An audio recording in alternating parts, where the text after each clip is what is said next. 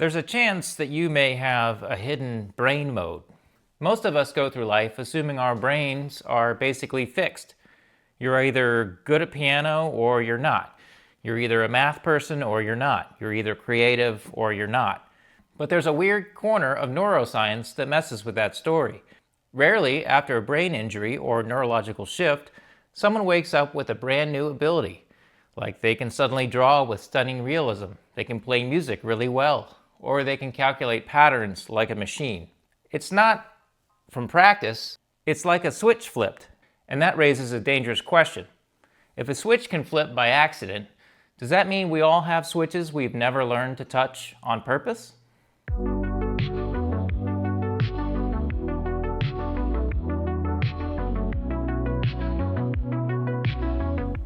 Welcome back to Thinking and Being. I'm glad you're here.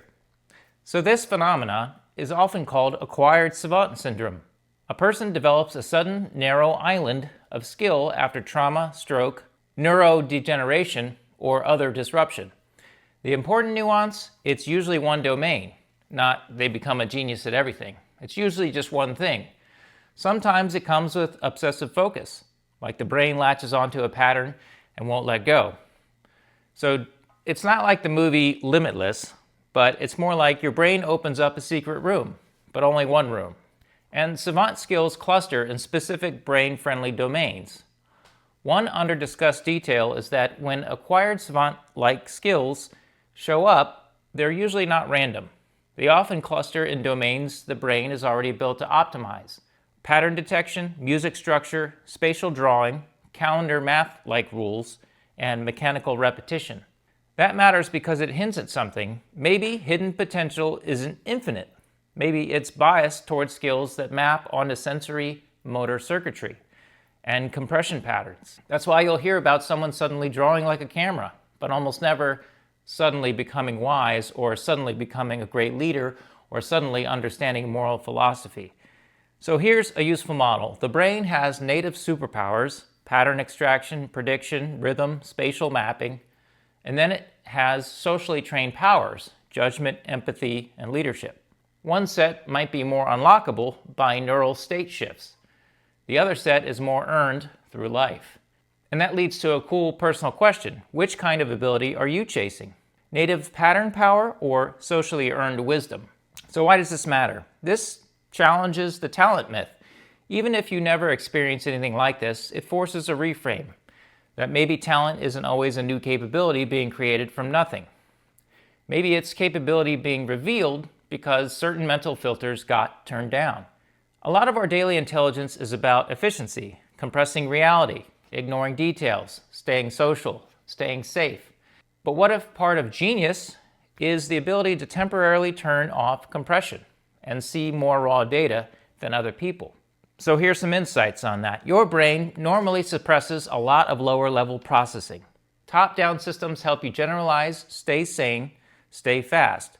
But if those controls get weakened, some people may gain access to hyper-detailed pattern processing, like raw perception, raw memory fragments, raw structure. It's less that the brain gained power and more the brain removed a limiter. Like a car that always had a governor and then suddenly it doesn't. Does this gift come with a cost?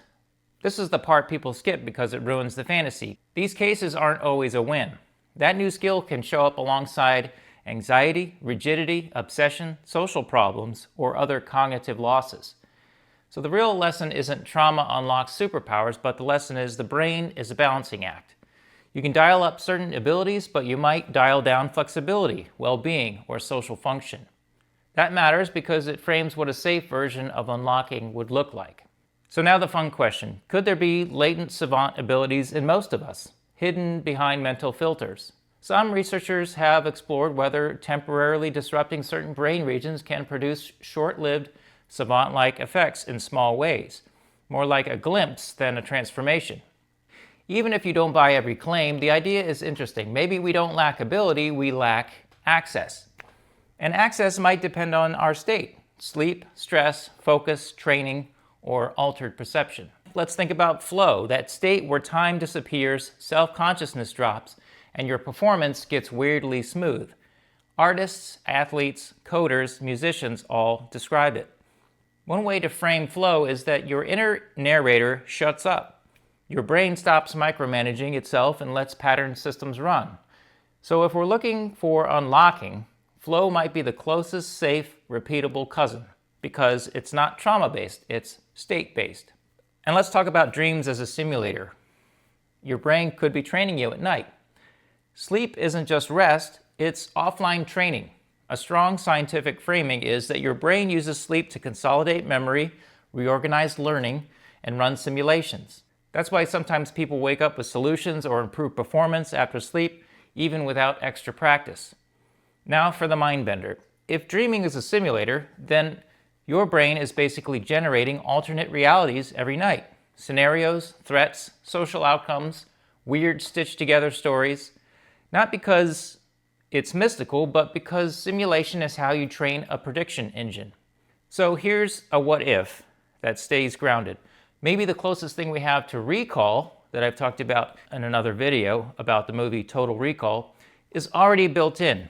You don't pay a company, your brain runs a nightly virtual world where it tests patterns and emotionally tags what matters. And if you want to unlock more brain capability, you don't just grind harder, you protect the simulator.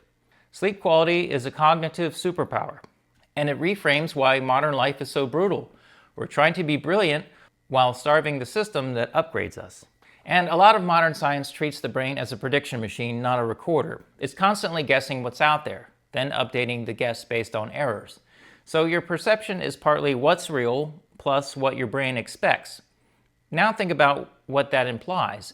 If you can alter expectations, attention, and the inputs you feed your brain, you can change what you notice, what you learn, and maybe even what becomes possible for you. What if your limiter is social?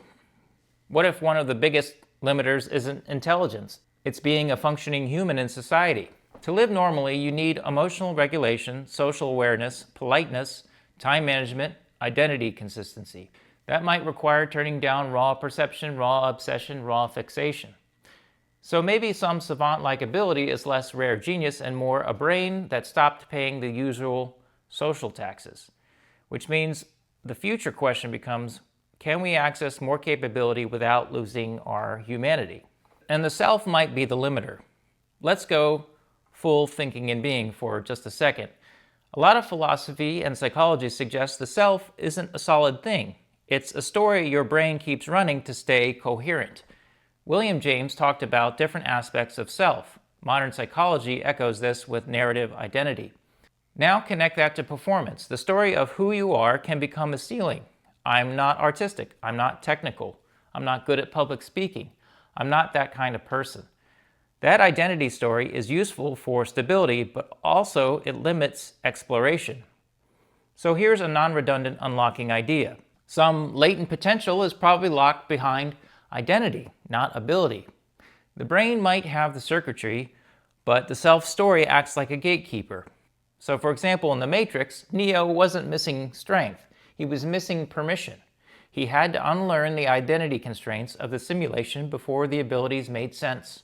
So what's the takeaway? One of the most powerful critical thinking moves you can make about yourself is asking which beliefs about who I am are just old data.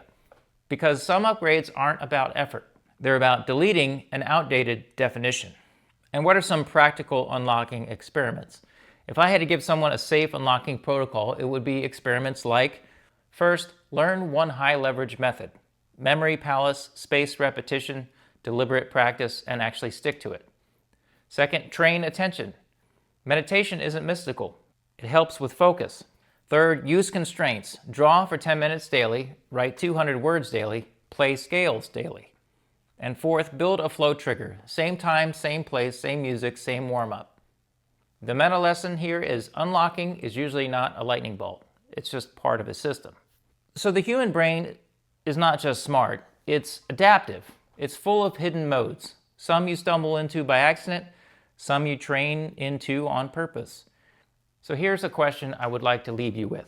If you could unlock one extra brain mode this year, what would it be? Not necessarily becoming a genius, but something specific.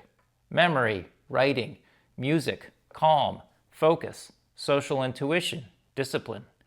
Pick one, start building the system, and run experiments long enough to see if you are always capable. And you'll find out that you just hadn't found the switch yet. Okay, that's all for this week's video. See you next week.